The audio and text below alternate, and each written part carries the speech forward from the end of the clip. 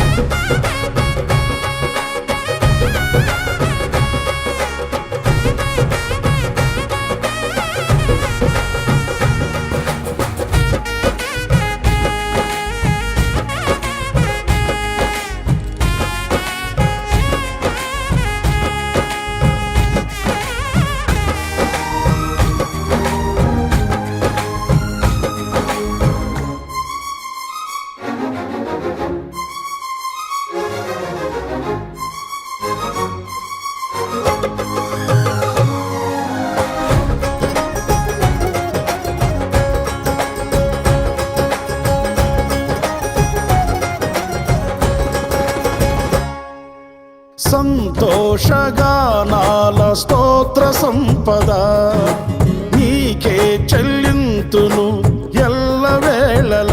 అనురాగశీలుడా, అనుగ్రహపూర్ణుడా, నీ గుణశీలత వర్ణింపతరమా. అనురాగశీలుడా, అనుగ్రహపూర్ణుడా, నీ గుణశీలత వర్ణింపతరమా. నా ప్రేమ ప్రపంచము నీవేనయ్యా, నీవు లేని లోకాన నేనుండలేనయ్యా. నా ప్రాణం నా ధ్యానం నీవేనయ్యా, నా ప్రాణం నా ధ్యానం నీవేనయ్యా. నీకేగా నా స్తుతి మాలిక, నీ కొరకే ఈ ఘన వేదిక.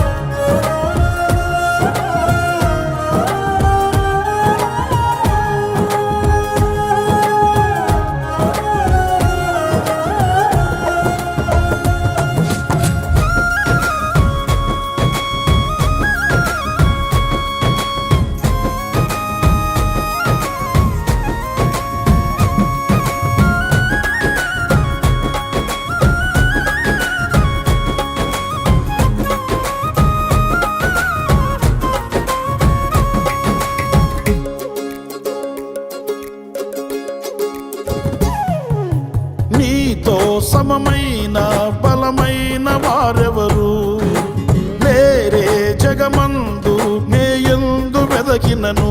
నీతి భాస్కరుడా, నీ నీతి కిరణం ఈ లోకమంతా ఏలుచున్నదిగా. నీతి భాస్కరుడా, నీ నీతి కిరణం ఈ లోకమంతా ఏలుచున్నదిగా. నా మదిలో నా మహారాజు నీవేనయ్యా, ఇహ పరమందు నన్నేలు తేజోమయ.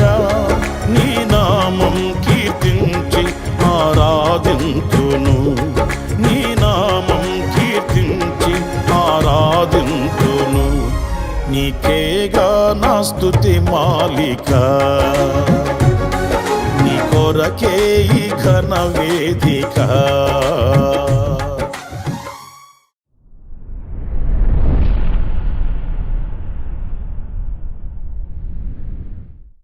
Praise the lord. ప్రభు అయిన యేసుక్రీస్తు ప్రశస్త నామములో మీ అందరికీ హోసన్నా మినిస్ట్రీస్ తరపున హృదయపూర్వకమైన వందనాలు. దేవుడు మిమ్మల్ని ఆశీర్వదించి దీవించునుగాక. విశేషమైన కృపణ దేవుడు సమృద్ధిగా మీకు అనుగ్రహించుగాక. ప్రియులారా, పరిశుద్ధ గ్రంథంలో నుంచి ఈ పూట చక్కటి మాట ఎప్పుడు మనం చదువుతున్న వాక్య భాగంలో నుంచి కొన్ని విషయాలు మనం ధ్యానిద్దాము. మత్తయి సువార్త 5వ అధ్యాయం 10వ వాక్యం నేను చదివి వినిపిస్తాను.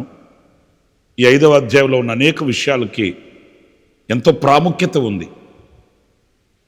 యేసయ్య చెప్పిన ఈ మాటలు, ఈ తొలి పలుకులలో ఎన్నో పాఠాలు దాగి ఉన్నాయి, మనం నేర్చుకుంటూ ఉంటాం. ఆయన ధన్యతల గురించి మాట్లాడుతూ ఆయన హృదయాన్ని తెరిచి మాట్లాడిన ముత్యాల మూటలు, ఒక్కొక్క పదం అంత శ్రేష్టమైనది. ఇందులో ఈ 10వ వాక్యంలో నీతిని గురించి మాట్లాడుతూ వచ్చాడు ఆయన. నీతి నిమిత్తము హింసింపబడువారు ధన్యులు, పరలోక రాజ్యము వారిది. ఈ మాట మనకు బాగా తెలుసు. అయితే ఇందులో నేర్చుకోవలసింది ఒక చక్కటి విషయం ఏంటంటే, హింస నుండి అయినప్పటికీ కూడా, హింసలు కలుగుతున్నప్పటికీ కూడా నీతిని కలిగి ఉండండి, నీతిని విడిచిపెట్టవద్దు అనేది ఇందులో మనం నేర్చుకోవాలి. అంటే నీతి అనుసరించి నీతిని కలిగిన వారికి ఘనతలు, ప్రశంసలు, సన్మానాలు ఇలాంటివి కలుగుతాయని లేదు, రాయబడలేదు. నీతి కొరకు హింసింపబడతారు, హింసలు వస్తాయి. నీతిగా, నిజాయితీగా, యథార్థంగా బ్రతకను ఉద్దేశించిన వానికి హింసలు, శ్రమలు, శోధనలే కలుగుతాయి. కానీ అలాంటి అనుభవాలలో నీతిని కాచుకొనిన వానికి ఎంత ఘనత కలుగుతుంది, ఎంత ఆశీర్వాదం కలుగుతుంది. దాని యొక్క ప్రతిఫలం ఏంటి అంటే, పరలోక రాజ్యం వారిది.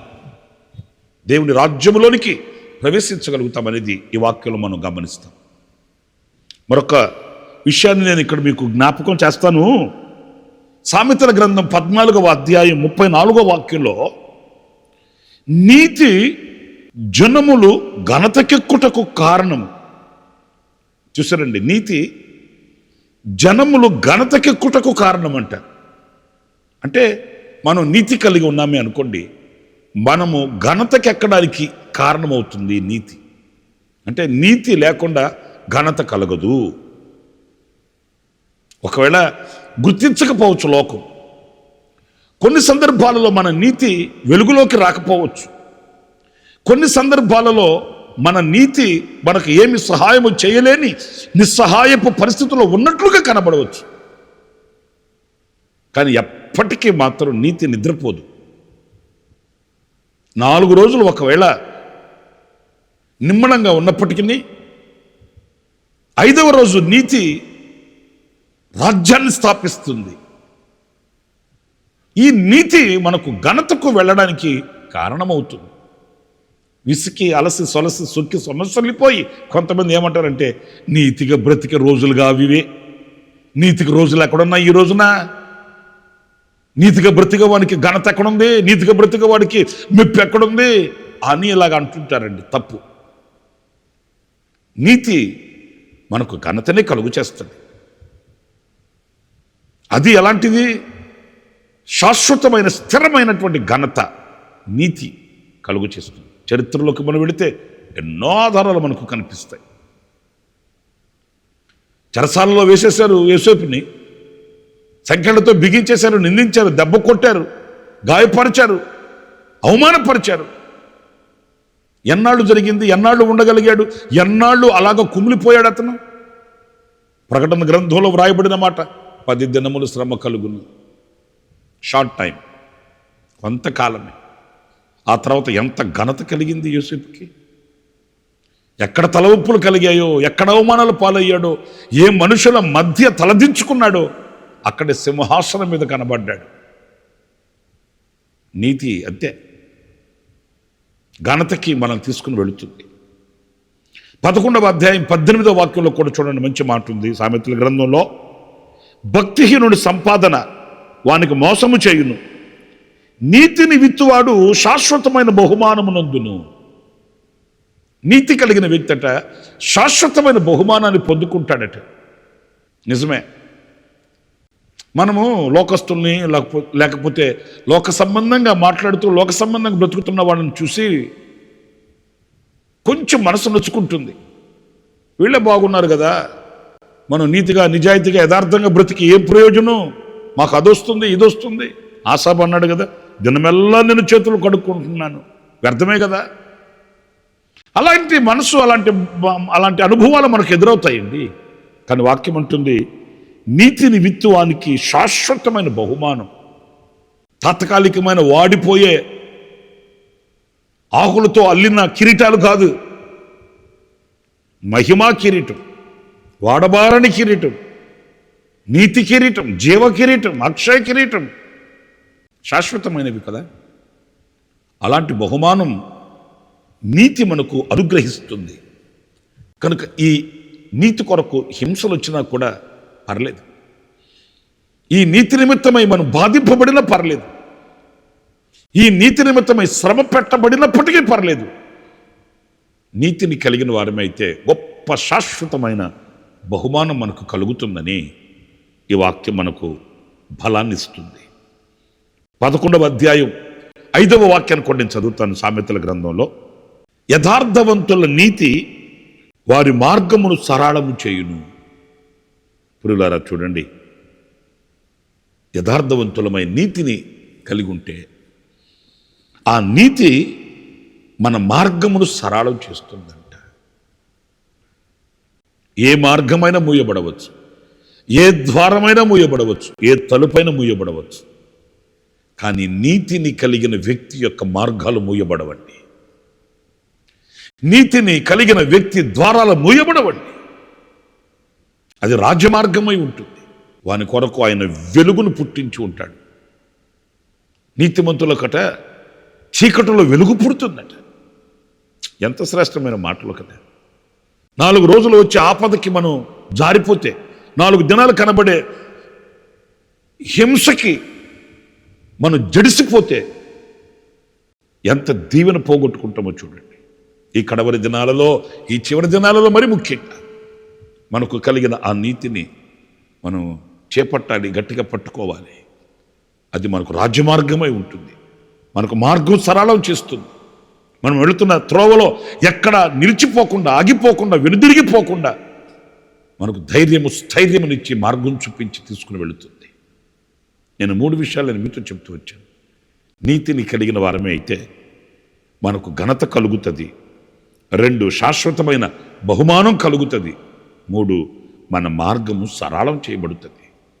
అందుకే నీతి నిమిత్తం హింసించబడుతున్నప్పటికీ కూడా ఆ నీతిని కలిగి ఉండండి. ఈ నీతిని ధరించుకోండి. దేవుని రాజ్యము వారిది అని ప్రభు సెలవిచ్చాడు. ఈ నీతి నిమిత్తంలో మనం జారిపోకుండా కావలసిన శక్తి మనం పొందుకోవడానికి ప్రభువుని అడుగుదాం, ప్రార్థిద్దాం. జీవాధిపతి యేసయ్య మీకు వందనాలు నాయన. మీ తొలి పలుకులలోనే మీ నోట వచ్చిన అమూల్యమైన మాటలు ధ్యానిస్తూ వచ్చాం. నీతి నిమిత్తము హింసించబడేవారు ధన్యులు, దేవుని రాజ్యము వారిదని మీరు పలికారు. నిజమే. ఈ శ్రేష్టమైన నీతిని ఎప్పుడు మేము విడిచిపెట్టకుండా కాచుకోవడానికి కృపను అనుగ్రహించి నడిపించండి. ఈ నీతి వలననే ఘనత కలుగుతుందని, గొప్ప శాశ్వతమైన బహుమానం కలుగుతుందని, మా మార్గములు సరళం చేయబడతాయని గ్రహిస్తూ వచ్చాం. ఈ నీతి విషయంలో జాగరూకులమై ఉండడానికి మా మనసును వికసింపచేసి, మనోనేత్రమును వెలిగింపచేసి మీరు మమ్మల్ని నడిపిస్తున్నారు. అందుకని స్తోత్రం. అంతము వరకు కూడా ఈ నీతి మార్గమునందు మేము వైదొలిగిపోకుండా కృపను అనుగ్రహించి నడిపించమని మమ్మల్ని మీ చేతులకు సమర్పించుకుంటూ యేసు నామములో ప్రార్థించి వేడుకొనుచున్నాను తండ్రి. ఆమేన్. ఆమేన్. ప్రభు మిమ్మల్ని ఆశీర్వదించి దీవించుగాక. ఈ దినమంత విశేషమైన కృప నా దేవుడు సమృద్ధిగా మీకు అనుగ్రహించుగాక. ఆమేన్. ప్రతిదినము ఈ అనుదిన కృపాను సందేశముల కొరకు, ఇంకా మరిన్ని ఆత్మ సంబంధమైన సందేశాల కొరకు ఈ మా యూట్యూబ్ ఛానల్ ను సబ్స్క్రైబ్ చేసుకోండి. Pastor Ramesh hosanna ministries.